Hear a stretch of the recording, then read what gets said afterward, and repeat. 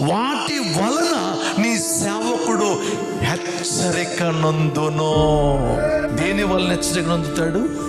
దేవుని వాక్యం ద్వారా. దేవుని సేవించేవాడు హెచ్చరిక నందుతాడంట.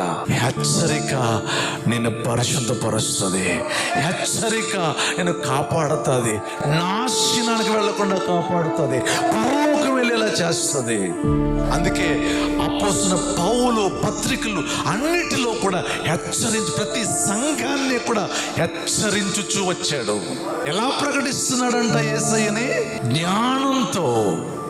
ప్రతి మనుష్యుని క్రీస్తునందు సంపూర్ణం చెయ్యాలన్న ఉద్దేశంతో హెచ్చరిస్తున్నాడంట. బుద్ధి చెప్పడం, హెచ్చరించడం అనేది లేకపోతే ప్రజలు తప్పు మార్గాల్లోకి వెళ్ళిపోతారు. వాళ్ళు తప్పులు చేస్తూ ఉంటారు. హెచ్చరిక నిన్ను జీవ మార్గంలో నడిపిస్తుంది. ఈ చివరి దినాలలో నువ్వు దేవుని వాక్యం చేత పూర్తిగా చెక్కబడాలి, హెచ్చరించబడాలి, సరిచేయబడాలి,